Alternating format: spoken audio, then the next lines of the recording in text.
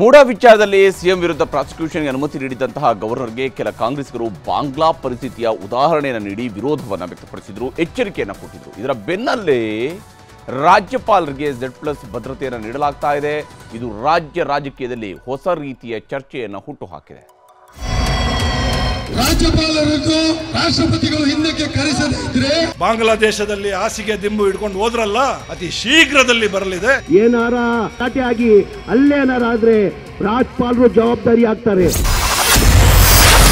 Governor versus government ಸಂಘರ್ಷ. ಕೈ ನಾಯಕರ ಬೆದರಿಕೆ, ರಾಜ್ಯಪಾಲರಿಗೆ Z+ ಭದ್ರತೆ. ಮುಡಾ ಹಗರಣಕ್ಕೆ ಸಂಬಂಧಪಟ್ಟಂತೆ ಸಿಎಂ ಸಿದ್ದರಾಮಯ್ಯ ವಿರುದ್ಧ ಪ್ರಾಸಿಕ್ಯೂಷನ್ಗೆ ಗವರ್ನರ್ ಅನುಮತಿ ನೀಡುತ್ತಿದ್ದಂತೆ ಕಾಂಗ್ರೆಸ್ ನಾಯಕರು ಅಕ್ಷರಶಃ ಕೆರಳಿ ಬಿಟ್ಟಿದ್ರು. ರಾಜ್ಯಪಾಲರು ರಾಜ್ಯದ ಪ್ರಥಮ ಅನ್ನೋದನ್ನು ಮರೆತು ಬಿಟ್ಟಿದ್ರು. ಇಷ್ಟಕ್ಕೆಲ್ಲ ಕಾರಣ ಗವರ್ನರ್ ಬಾಂಗ್ಲಾದಲ್ಲಿ ಬಂದಂತಹ ಸ್ಥಿತಿ ಇಲ್ಲೂ ಬಂದ್ರೂ ಬರಬಹುದು ಅಂತೆಲ್ಲ ಆರ್ಭಟಿಸಿದ್ರು. ಒಂದು ವಿಚಾರವನ್ನ ತಿಳ್ಕೊಳ್ಳಿ, ಬಾಂಗ್ಲಾದೇಶದಲ್ಲಿ ಹಾಸಿಗೆ ದಿಂಬು ಹಿಡ್ಕೊಂಡು ಹೋದ್ರಲ್ಲ, ಆ ಪ್ರಸಂಗ ನಿಮಗೂ ಕೂಡ ಅತಿ ಶೀಘ್ರದಲ್ಲಿ ಬರಲಿದೆ. ಇದೇ ವಿಚಾರವನ್ನ ಗಂಭೀರವಾಗಿ ಪರಿಗಣಿಸಿದ್ದ ಬಿಜೆಪಿ ನಾಯಕರು ಪೊಲೀಸರಿಗೆ ದೂರು ಕೂಡ ನೀಡಿದ್ರು. ಹೀಗಾಗಿ ನಿನ್ನೆಯಿಂದಲೇ ರಾಜ್ಯಪಾಲರಿಗೆ ಬುಲೆಟ್ ಪ್ರೂಫ್ ಕಾರು ಬಂದಿದೆ. ಬುಲೆಟ್ ಪ್ರೂಫ್ ಕಾರಿಗೆ ಅವಕಾಶವಿದ್ರೂ ಇಷ್ಟು ದಿನ ಅದನ್ನ ಬಳಸ್ತಾ ಇರಲಿಲ್ಲ. ಇದೀಗ ಗುಪ್ತಚರ ಇಲಾಖೆಯಿಂದ ಗುಂಡು ನಿರೋಧಕ ಕಾರು ಅಲಾಟ್ ಆಗಿದೆ. ಅಷ್ಟೇ ಅಲ್ಲ, Z+ ಸೆಕ್ಯೂರಿಟಿ ಕೂಡ ನೀಡಲಾಗಿದೆ.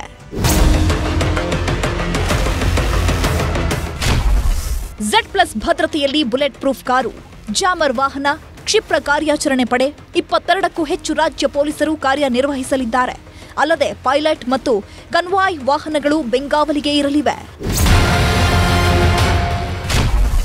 ಸಿಎಂ ವಿರುದ್ಧ ಪ್ರಾಸಿಕ್ಯೂಷನ್ಗೆ ಅನುಮತಿ ಬಳಿಕ ಗವರ್ನರ್ ಎಚ್ಚರಿಕೆ ನಡೆ ಅನುಸರಿಸುತ್ತಿದ್ದಾರೆ.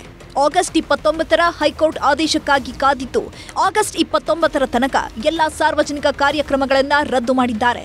ಇಂದಿನ ನೃಪತುಂಗ ವಿವಿ ಘಟಿಕೋತ್ಸವಕ್ಕೂ ರಾಜ್ಯಪಾಲರು ಗೈರಾಗಿದ್ದಾರೆ. ವಿದ್ಯಾರ್ಥಿ ಸಂಘಟನೆಗಳ ಪ್ರತಿಭಟನೆಯಿಂದ ಮುಜುಗರ ತಪ್ಪಿಸಿಕೊಳ್ಳುವ ಸಲುವಾಗಿ ಮುಖ್ಯ ಅತಿಥಿಯಾಗಿದ್ರೂ ಕೂಡ ಘಟಿಕೋತ್ಸವಕ್ಕೆ ಗೈರಾಗಿದ್ರು. ಇನ್ನು ಗೃಹ ಸಚಿವರು ಮಾತ್ರ ರಾಜ್ಯಪಾಲರಿಗೆ ಬೆದರಿಕೆಯ ಬಗ್ಗೆ ನನಗೆ ಗೊತ್ತೇ ಇಲ್ಲ, ಬುಲೆಟ್ ಪ್ರೂಫ್ ಕಾರು ಕೊಟ್ಟಿರೋ ವಿಚಾರವೂ ಗೊತ್ತಿಲ್ಲ ಅಂದ್ರು.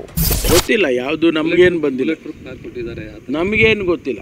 ನಮಗೆ ನನ್ನ ಪರಿಮಿತಿಯಲ್ಲಿ ಯಾವುದು ಕೂಡ ಆ ರೀತಿ ರಾಜ್ಯಪಾಲರಿಗೆ ಥ್ರೆಟ್ ಇದೆ ಅಂಥೇಳಿ ನನಗಾಗಲಿ ನಮ್ಮ DGಗಾಗಲಿ ಯಾವುದಕ್ಕೂ ಕೂಡ ಬಂದಿಲ್ಲ. ಅವರ ಇತಿಮಿತಿಯಲ್ಲಿ ಅವ್ರಿಗೇನಾದರೂ ಕೂಡ ಅವರು ಒದಗಿಸಿರ್ಬೋದು, ಗೊತ್ತಿಲ್ಲ. Is entitle. ನಮಗೆ ಥ್ರೆಟ್ ಪರ್ಸೆಪ್ಷನ್ ಬರೀ ರಾಜ್ಯದಿಂದ ಆಗುತ್ತೆ ಅಂತ ಭಾವಿಸ್ಬೇಡಿ, ಬೇರೆ ಬೇರೆ ಎಲ್ಲಿಂದ ಕೂಡ ಆಗ್ಬೋದಲ್ಲ. ಗವರ್ನರ್ ವಿರುದ್ಧ ಪ್ರಚೋದನಕಾರಿ ಭಾಷಣ ಮಾಡಿದ್ದ ಕಾಂಗ್ರೆಸ್ನ ವಿಧಾನ ಪರಿಷತ್ ಸದಸ್ಯ ಐವಾನ್ ಡಿಸೋಜಾ ವಿರುದ್ಧ ಮಾಜಿ ಸಚಿವ KS ಈಶ್ವರಪ್ಪ ಕಿಡಿಕಾರಿದ್ದಾರೆ.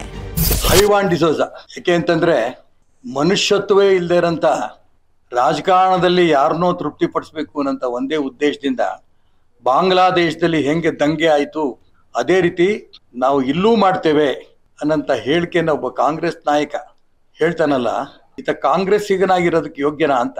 ನಾನು ಅದಕ್ಕೋಸ್ಕರ ಹೇಳ್ತೀನಿ, ಈ ಐವಾನ್ ಡಿಸೋಜಾನ ಮುಂಚೆ ಕಿತ್ತು ಬಿಸಾಕಬೇಕು.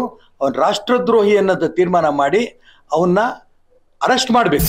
ಮುಡಾ ಹಗರಣ ದಿನೇ ದಿನೇ ಹೊಸ ಸ್ವರೂಪ ಪಡಿತಾ ಇದೆ.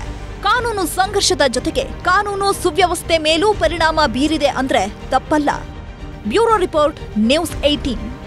ಕನ್ನಡಿಗರ ಮೆಚ್ಚಿನ ನಿಮ್ಮ ನ್ಯೂಸ್ 18 ಕನ್ನಡ ಈಗ ವಾಟ್ಸ್ಆಪ್ನಲ್ಲಿಯೂ ಲಭ್ಯ.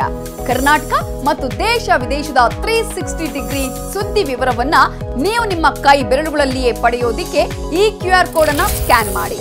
ನಮ್ಮ ಚಾನೆಲ್ ಅನ್ನ ಫಾಲೋ ಮಾಡಿ, ನೋಟಿಫಿಕೇಶನ್ ಆನ್ ಮಾಡಿ.